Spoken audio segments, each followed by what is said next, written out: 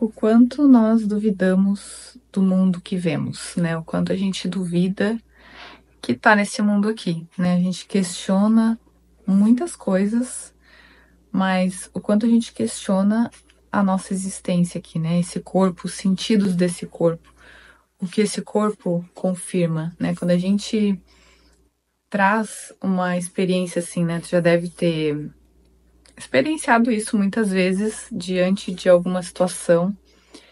Tem uma mesma coisa acontecendo. Um filme, por exemplo, né? Quando alguém vai lá ver um filme no cinema, senta aquele monte de gente lá no filme e tem gente que chora, né? Tem gente que fica séria, tem gente que dá risada, muitas vezes pode dar risada numa mesma cena, é a mesma cena passando, e tem pessoas que se emocionam, tem pessoas que ficam com raiva, tem pessoas que não têm reação nenhuma. Então, o que que é a verdade ali, né? Aonde está a verdade? Se é uma mesma coisa passando, por que que eu tenho uma impressão e o outro tem uma impressão? Quando alguém, quando a gente percebe essa questão da comida, quando a gente vai comer uma comida e aí, né, eu digo assim, nossa, essa comida é maravilhosa, eu adorei essa comida, muito boa. E aí, uma mesma pessoa tá comendo a mesma comida que eu tô comendo e ela tem uma impressão totalmente diferente daquela mesma comida. Então, o que que é a realidade, né? Aonde está a realidade dos sentidos? Uma expressão, quando a gente, né, vê. Eu vejo várias pessoas, muitas vezes sinto muito frio, assim, né? Hoje, por exemplo, tá um dia muito frio e eu, nossa, me encasaquei aqui, botei um monte de roupa.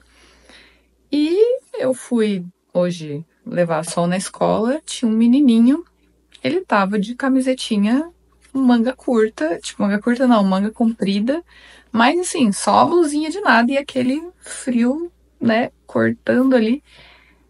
E aí, o menino tava faceiro, assim, ele não tava passando frio, ele tava faceiro. Então, o que que é? Qual é a verdade, né? Tá muito frio? Tá pouco frio? Tá... O que que é? O que que é a verdade aqui? Então, enquanto a gente questiona, né, Jesus na lição de hoje, na lição 151, ele traz, né, todas as coisas são ecos da voz por Deus. E aí ele fala, né, tu não pareces duvidar do mundo que vês. Não questionas realmente o que te é mostrado através dos olhos do corpo. Tampouco te perguntas por que acreditas nele. Embora já tenhas aprendido há muito tempo que os teus sentidos, de fato, enganam. Então, o que é a nossa percepção aqui, né? São percepções através de crenças, né? A consciência ela é dotada de crenças, né? E essas crenças formam essas imagens aqui. Então, o tempo todo os sentidos do corpo, eles são feitos para que essas crenças sejam validadas, né? Para que serve isso? Para a consciência ficar imaginando que isso aqui é a vida, né? Enquanto a gente tem sentidos aqui, eu digo que eu sinto isso, que eu sinto aquilo, que eu sinto medo, que eu sinto alegria, que eu sinto esse estado aqui que ele fala, né? O estado de tensão constante, ou euforia, né? O que seria o oposto, né? Só que ainda é uma forma de dor, mas é uma forma distorcida que a gente busca esse outro oposto aqui, né? Para esconder essa sensação de medo. Então a gente está o tempo todo tendo emoções aqui, e essas emoções elas trazem a identificação para esse corpo. E aí o que ele fala, né? Ele fala do julgamento. O que é o julgamento que ele traz aqui, né? Ele diz assim, ó, teu julgamento baseia-se no testemunho que te oferecem os teus sentidos. Então, o julgamento é essa experiência da consciência perceber algo a mais, né? O julgamento não é o julgamento de julgar uma pessoa, tipo, eu julgar o menino e dizer que, sei lá, julgar a mãe dele, né? Julgar a mãe dele e dizer como é que a mãe desse menino deixa esse menino andar desse jeito na rua, sem pelado, né? Tipo, né? Como se eu estivesse julgando ela. Isso não é o julgamento. O julgamento é eu me perceber aqui como uma pessoa, um indivíduo, uma parte que é a consciência percebendo uma outra coisa lá fora e dando realidade para essas duas coisas. Então, nesse exemplo, né? pode vir ali uma opinião de que, por causa das minhas crenças aqui, de pensar aqui, né? Porque é uma expressão de uma crença aqui. Por quê? Porque tem todo um condicionamento ali, né? Que a gente acredita que se tiver com pouca roupa no frio, fica doente. Então a mãe é irresponsável porque ela não tá botando a roupa no menino. Mas é uma crença no ataque. Isso não quer dizer que a gente tenha que, né, não se agasalhar e tal. Não é sobre isso. Mas é o tempo todo ali o que está sendo validado. Eu realmente estou vendo a existência através desses corpos. Então isso é o julgamento, né? Eu vendo ali a realidade de mais alguma coisa. E aí quando ele traz assim, né? A ti foi pedido com frequência que te abstivesses de julgar. Não que isso seja um direito que te é recusado. Não podes julgar. Podes meramente acreditar nos julgamentos do ego, que são todos falsos. Ele está falando, tu não pode realmente julgar, porque o julgamento é impossível, porque não tem duas coisas existindo. Não tem uma outra existência existindo à parte de Deus. Então, o julgamento em si, ele é impossível. Mas a gente dá a realidade para esse pensamento de separação, né? A consciência dá a realidade para ele. Então, o julgamento parece ser possível aqui, que é essa experiência de T2. E aí ele fala, né? Não des ouvidos à voz do ego. Não des ouvidos a essa percepção equivocada de dizer que tem essa existência aqui, de que tem alguma coisa lá fora que está me causando algo. Né? Ele fala ali, né, de duvidar do que os olhos, do que a fala do irmão, né, te fala, do que a boca fala, ele não fala essa expressão, mas ele fala alguma coisa assim, do que ele te fala ou do que os sentidos, enfim, te mostram ali. Por quê?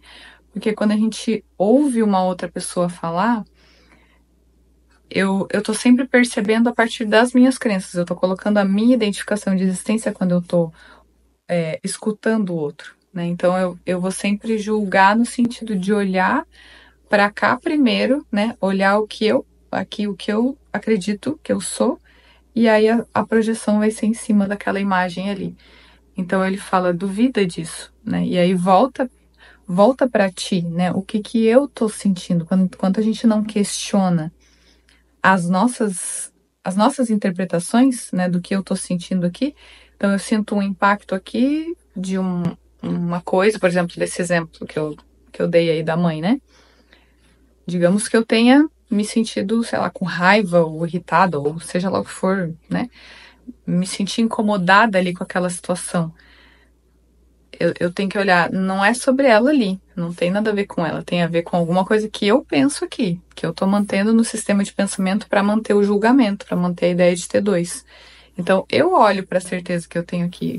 Qual é a certeza, né? Seria uma ideia de uma certeza no ataque, né? Que o ataque é possível, que a ameaça é possível, sendo só reencenada ali como se a causa fosse o frio, a criança passar o frio ali, e aí a mãe é irresponsável, mas sou eu que estou defendendo crenças aqui. Então, o perdão só é possível nesse sentido. E aí, quando ele tem a parte prática, que ele fala assim, ó, hoje praticamos sem palavras, com exceção do início do tempo que passamos com Deus.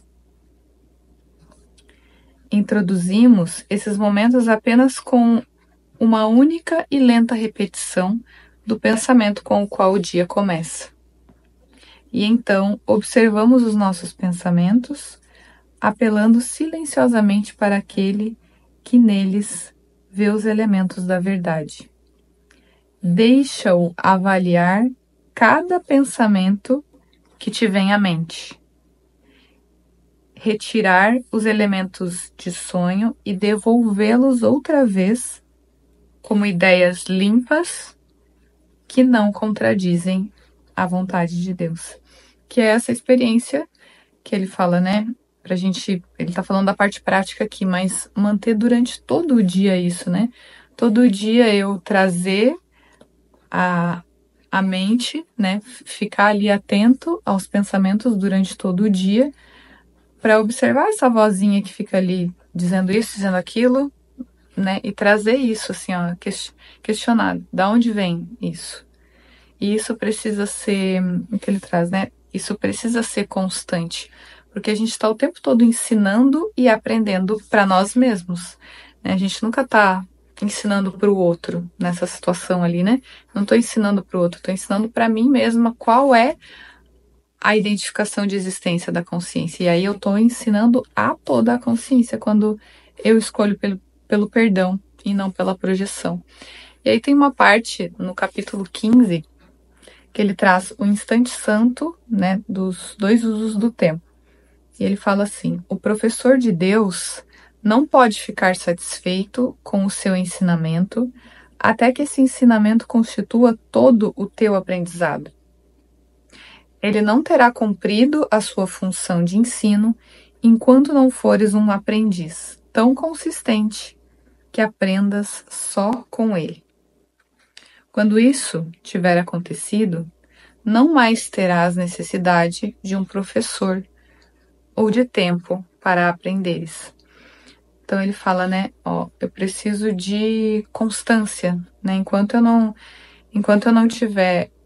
for um aprendiz tão consistente que aprenda só com ele, eu ainda vou ter necessidade, aparentemente, né, necessidade de tempo, porque um único pensamento, né, que eu mantenho à parte da correção da percepção, ele altera toda a minha percepção de existir, né? E muitas vezes aqui a gente ainda oscila nessa observação, a gente não fica atento o tempo todo, né? A consciência ali, ela fez muitas e muitas e muitas maneiras, né, de bloquear a consciência da existência, né? Ela tomou muitas formas diferentes disso.